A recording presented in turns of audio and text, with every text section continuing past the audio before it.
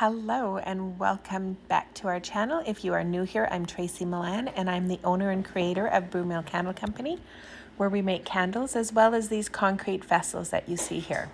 In a few of the past videos, you would have seen me making all of these concrete vessels, and then you would have seen me also sealing all of these concrete vessels. Today we're going to turn them into candles, and I'm going to show you my process right down to making the labels for them. So as you can see here, I am putting the wooden wicks into the vessels. I'm using two wicks per oval vessel, but it's just one wick. I'm cutting it in half. And then I add the metal clips that come with it. We get all of our wooden wicks from the Wooden Wick Company, which is now called Makesy. And I find these little metal clips, I believe they're aluminum because they do give off a little bit of a greasy feel to it. So I like to put all of my wicks into the wick tabs, and then I get some alcohol onto a paper towel and I clean off all of the wicks before I attach the wick tabs to it. And you'll see as I go along, it does leave a little bit of a black residue left over on the paper towel. And that there is what would stop it from sticking quite well to the bottom of my concrete vessel. So once I've cleaned that up, I have no problem. I go ahead and I stick the wick stickers to it. And once I seal it into my concrete vessel or push it in, they stay pretty permanent. So I'm just putting all of the wick stickers onto the vessels, onto the wicks now. And then I'll go ahead and attach them into the vessels. So I'll put a description down, or I'll put information down in the bottom description. I'll put everything, all the wicks that I use, the tabs that I use, the wick stickers that I use, the cemental, the labels, just everything. I'll just put it all right into the description. I'm not going to remember as I'm going along with this as to what each one of them are, but I don't want you to miss out what they are, as this is a learning channel. So after I've attached that all, I go ahead and I mix my fragrance oils into my wax. I'm using C3 soy in this particular batch. And this little pancake funnel pour is just fabulous. You've heard me talk about it in some of my other videos. I originally started using this because of my concrete vessels. I can clean wax off the side of a glass vessel, no problem. But if any of you have ever tried to pour wax into a concrete vessel and you have a little oops and you miss, it is really difficult to get that spilled wax off of this side of the concrete vessel. So I decided that I would try something that would help me get to, sorry, that's my dog barking in the background. We're having roofing done on our house right now, and my 3 dogs are not very happy about it. But I'm happy because we had a little bit of a leak from the ice forming on our roof, and then it got in under our shingles, and it decided to come in through my light in my front entrance. So lucky for me, my father flew in from Quebec, and they are working out on my roof right now. So back to the vessels. You can see there I filled them all up with wax, and now all that needs to be done now is clip those wicks down. But let's go make some labels first. So I use Canva to design all of my labels, and this particular one is a one on an angle. So I'm just using the online labels, the full sheet, sticker sheets, sorry. And so I can design whatever I want on here, whatever shape I want, and I'm just gonna go and throw a bunch on there and hit print.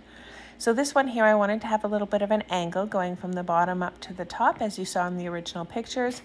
And you can just play around with Canva. You can add your own heading, you can change the font, you can change the color, you can change the font of whatever you want on here. So I am just putting the title on, and I'm going to change the color, the background, because each one of my candles has a different color, but I'm starting with black just so I can see my font really well.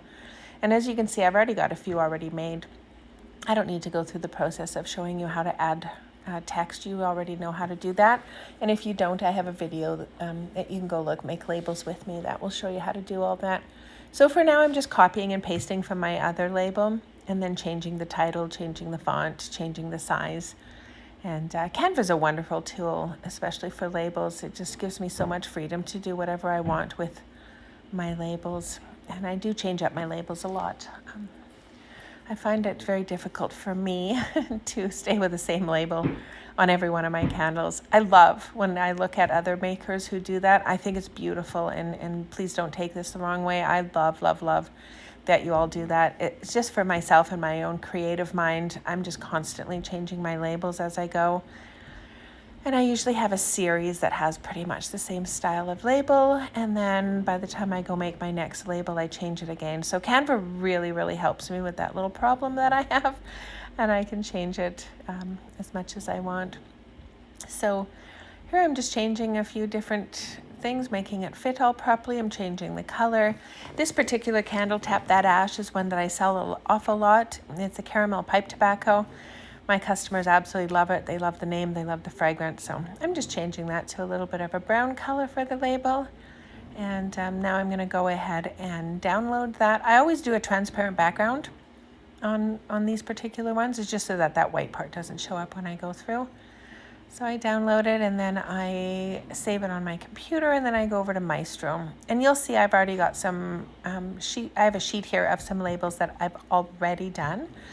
And these, I've already done a tester. So I know that this is the exact size that I want. And instead of measuring and going back and figuring out what size, I just leave the old ones on. I add one new one, I get it to size, and then I delete all the rest of them. And then I can go ahead and copy and paste and get, it's a quick process. I don't know if anyone has a better idea how to play around in Maestro with getting actual sizes of the labels that you're putting on the full sheet. This is the 8.5 by 11 sticker sheet, and then I'll go ahead and cut those out later.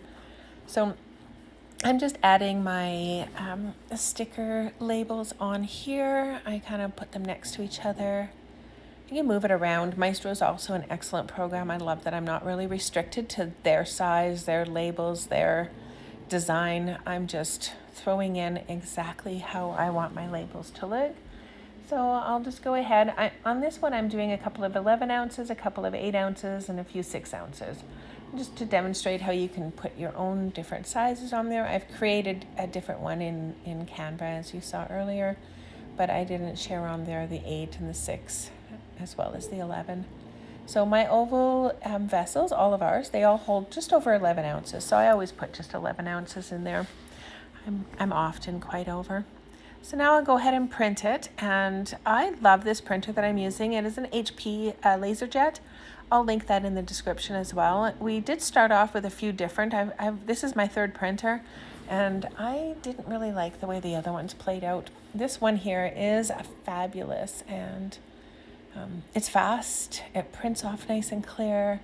It does exactly what I want it to do. I have never had a problem with this printer. It's not off-centered, it's not unbalanced, it doesn't smear, it's nothing. It's just a fabulous printer. So I'll go ahead and put that in the description with everything else. And then all I do is, because this is just on the full sheet of the online labels, I do have all the different ones. I have a ton of labels from online labels. I do really like to play around with this, the full sheet one, and then I can cut it to my own size. I do have to say, I don't care for this process of having to sit here and slice down every single one, but this is just a small batch. I did 60 of these vessels, and I'm going to take them to the market with me. So it took me less than 30 minutes to cut up all of these labels, and then I was able to just go ahead and put them on all of my finished candles, and that's what they look like. With the tulip vessels, I have to keep the sticker quite high because of the way that it turns down at the bottom. It does kind of bundle up. So put them up front. So here they are, and I think they look pretty nice. I'm using affirmation words for this particular collection, and I quite like them. So now the only thing left to do is to clip down those wicks. So here I am, just cutting them down, and I cut all of my wicks about 1/4 of an inch higher than the level of wax. And I do wait about 2 or 3 days before I clip my wicks, because the wax does shrink as it hardens, so I don't want to have to come back and do that again. So there they are. This is my batch of concrete vessels that are all going to be coming to the market with us in a couple of weeks. And here I'm getting ready to photograph them on my photography shelf.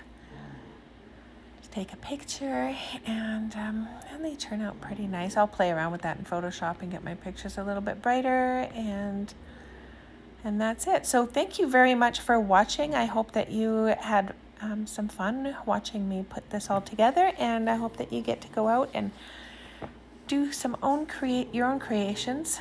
And yeah, so thank you for coming to our channel, and if you haven't already, go ahead and hit that subscribe button and watch for new videos coming up. Thank you. Have a good day. Bye-bye.